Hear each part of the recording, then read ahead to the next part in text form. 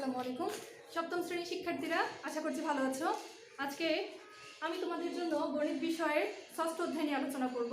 এখান থেকে আজকে আমরা জানতে পারবো লঘিষ্ঠ আকারে কিভাবে রাশিগুলোকে ভগ্নাংশগুলোকে সমাধান করা যাবে এবং সমহর বিশিষ্ট ভগ্নাংশ কিভাবে তৈরি করা যাবে।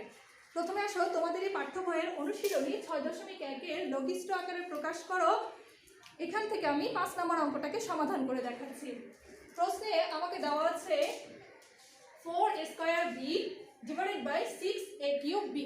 এটাকে আমাকে লঘিষ্ঠ আকারে প্রকাশ করতে হবে। তাহলে শুরু করছি। সকলে দেখো, যে মানটা আমাকে দেওয়া আছে সেই অংশটাকে আমি আগে ছোট আকারে প্রকাশ করব। 4কে ভেঙে লিখব 2 × 2। এরপরে যে স্কোয়ারটা আছে স্কোয়ারকে আমি লিখব a গুণ a ইন্টু b। 6 যে সংখ্যাটা আছে সেই সংখ্যাটাকে আমি লিখতে পারি 3 দুগুণে 6 মানে 3 × 2। আর a কিউবকে লিখতে পারি a গুণ a। এরপরে আছে b, বিটাকেও বসিয়ে দেব। তাহলে দেখো কি করেছি, যে রাশিটা আমাকে দেওয়া আছে, যে ভগ্নাংশটা দেওয়া আছে সেটাকে আমি ছোট আকার করে লিখেছি। এখন 2 কাটা যাচ্ছে, a কাটা যাচ্ছে এবং b কাটা যাচ্ছে। তাহলে যে রাশিগুলো থাকছে সেগুলো লিখছি। উপরে থাকছে শুধুমাত্র 2, নিচে থাকছে 3a। সুতরাং নির্ণেয় লঘিষ্ঠ আকার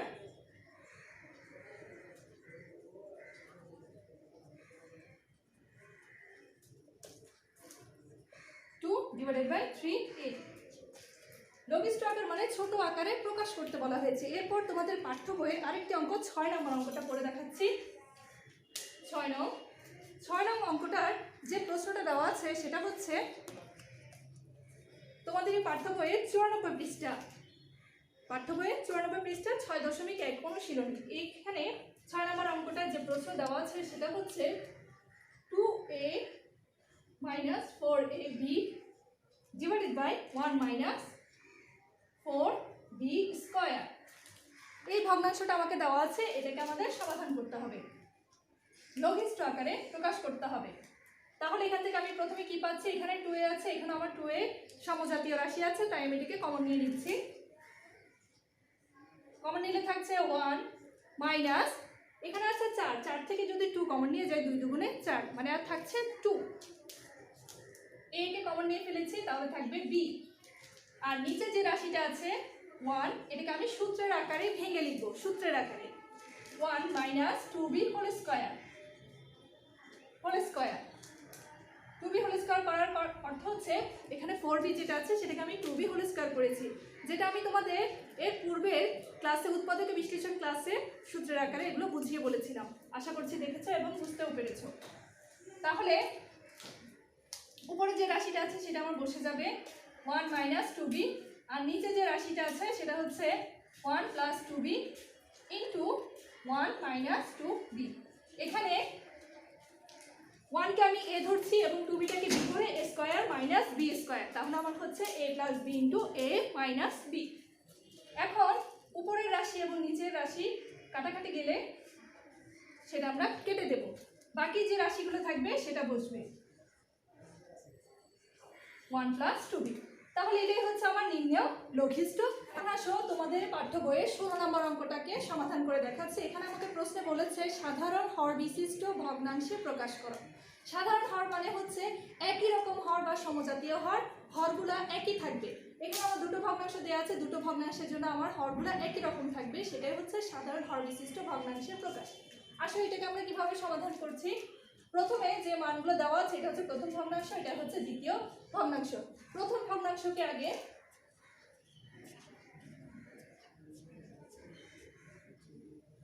এখানে যে প্রথম ভগ্নাংশটা আছে সেটাকে আমি আগে সূত্রের আকারে ফেলে ছোট করে দেব। লিখলাম, এখান থেকে আমি পাই a² - 2², অর্থাৎ এটাকে আমি সূত্রের আকারে ফেলে লিখলাম। এরপরে a² - b² = a + b * a - b। এখানে সেই সূত্রটা লিখব a + b * a - b। উপরে আছে 3 থাকবে। এরপর দ্বিতীয় ভগ্নাংশে যা আছে সেটা আমার থেকে যাবে। দ্বিতীয় ভগ্নাংশ যে মানটা দেওয়া আছে সেটা আমি লিখবো a × a + 2। তাহলে আমরা দুটো ভগ্নাংশ পেয়ে গেলাম। এখন আমি এই দুটো ভগ্নাংশের জন্য লসাগু নির্ণয় করব। ভগ্নাংশ দুটির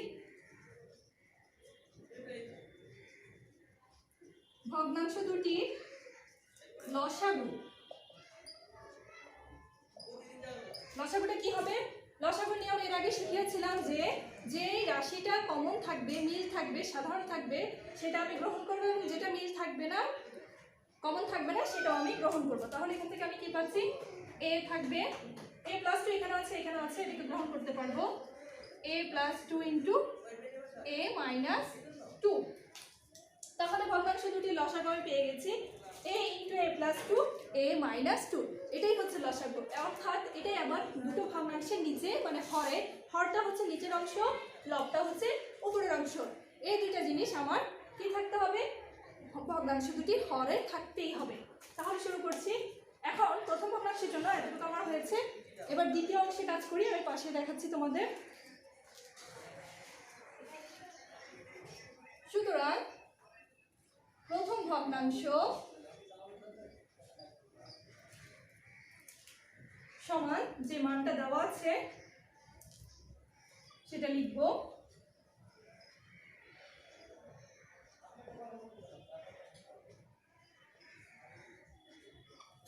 শিক্ষার্থীরা, এখন যে লসাগুটা পেয়েছি সেটা আমার কিসে থাকতে হবে? ভগ্নাংশ দ্বয়ের হরে থাকতে হবে। তাহলে দেখো, যে জিনিসটা আমার মিল আছে সেটা বাদ দিয়ে যেটা অমিল আছে সেটাকে দিয়ে আমি হর এবং লবকে গুণ করে দেব। এই রাশির সাথে মিল করে দেখো, লসাগুর সাথে মিল করে দেখো, এখানে a + 2 a - 2 আছে, এখানে a + 2 a - 2 আছে, নেই আমার a। তাই এই রাশিটা দিয়ে আমি হরে এবং লবকে গুণ করে দেব।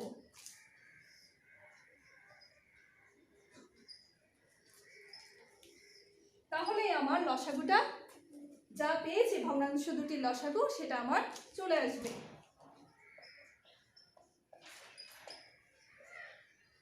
3 8। এবং দ্বিতীয় ভগ্নাংশ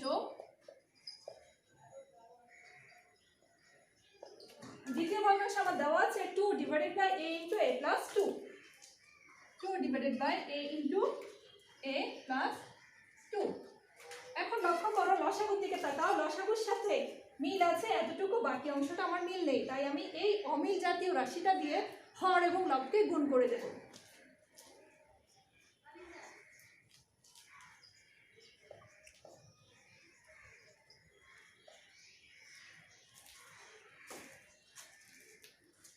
তাহলে আমি যে রাশিটা আমার ছিল না, লসাগুর সাথে মিল জাতীয় রাশি যেটা ছিল না, সেটা দিয়ে আমি হর এবং লবকে গুণ করে দিয়েছি। গুণ করার পর যে মানটা পাচ্ছি সেটা লিখে দেব। সুতরাং a × a + 2 a - 2, আর উপরে থাকবে।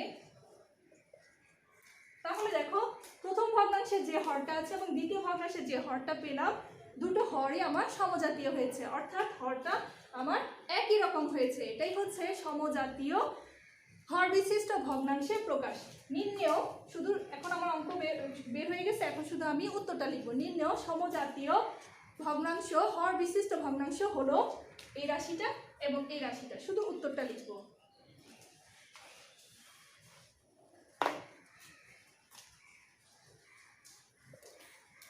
নির্ণেয় সমজাতীয় হর বিশিষ্ট ভগ্নাংশ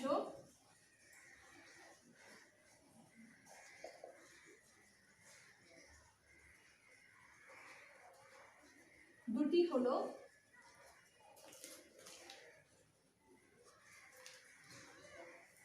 যে মানটা পেয়েছে প্রথম ভগ্নাংশে সেটা লিখব,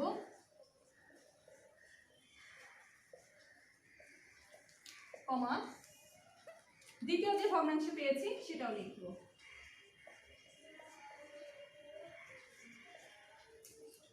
উপরে হচ্ছে 2 × তাহলে পেয়ে গেলাম আমরা সমজাতীয় হর বিশিষ্ট দুটো ভগ্নাংশ। শিক্ষার্থীরা, এখন আসলে আমি তোমাদের পাঠ্য বইয়ের 18 নম্বর অঙ্কটা সমাধান করে দেখাচ্ছি।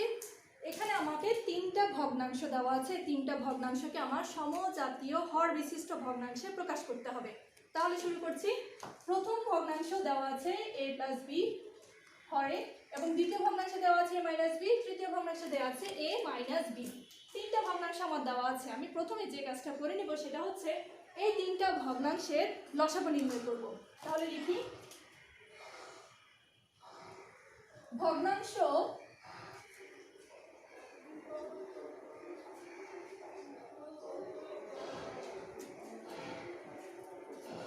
তিনটি আছে, বা এখানে আমরা লিখতে পারি ভগ্নাংশগুলোর হরগুলোর লসাগু, হরগুলোর লসাগু। হরগুলোর লসাগু হচ্ছে a plus B into a minus B into a minus C. লসাগু আমরা পেয়ে গেছি। এখন আমরা প্রথম ভগ্নাংশ লিখব।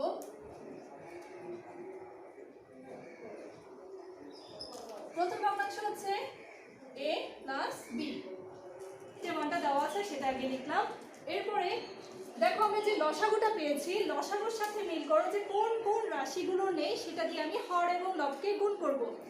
তাহলে দেখো a প্লাস বি আছে, এখানে a প্লাস বি আছে, a minus B, a minus C, এই দুটো রাশি আমার এখানে নেই। তাহলে এই দুটো রাশি দিয়ে আমি গুণ করে দেব।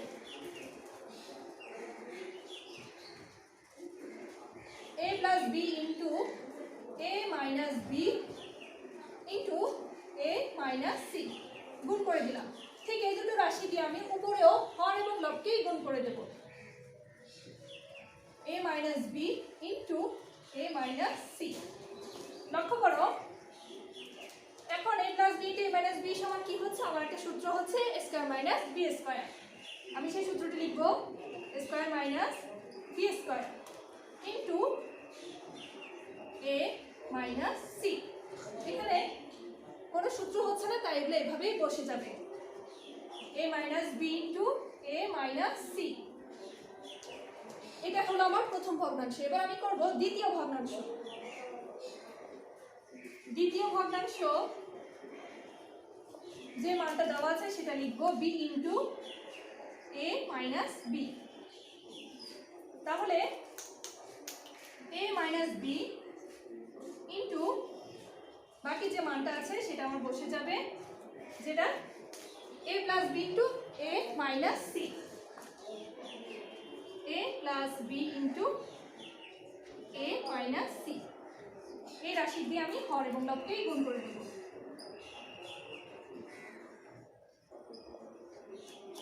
a minus C.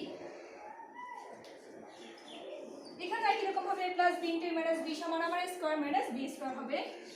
Square minus B square a minus C. উপরে যে আছে যা যেভাবে আছে সেভাবেই বসে যাবে। দেখো দ্বিতীয় ভগ্নাংশ থেকে আমি মানটা পেয়ে গেলাম। এবার আছে তৃতীয় ভগ্নাংশ। পাশে দেখাচ্ছি, তোমরা পরীক্ষার খাতায় অবশ্যই নিচে নিচে পড়বে।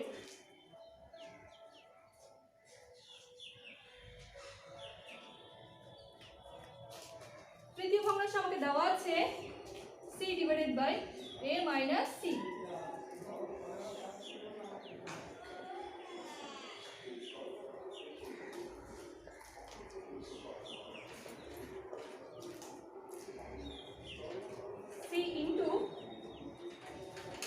a plus B into a minus B. তাহলে আমি এখান থেকে একই রকম সূত্র প্রয়োগ করতে পারছি, square minus B square into a minus C. আর উপরে যে রাশি আছে সেটা বসে যাবে।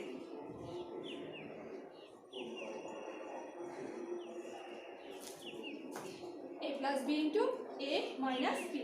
তাহলে দেখো প্রথম ভগ্নাংশ থেকে আমি যে মানটা পেলাম হরে, দ্বিতীয় ভগ্নাংশে আমি হরে একই মান পেয়েছি এবং তৃতীয় ভগ্নাংশে আমার হরটা একই রকম হয়েছে। অর্থাৎ তিনটা ভগ্নাংশে আমার সমজাতীয় হর বিশিষ্ট ভগ্নাংশে প্রকাশ করা হলো।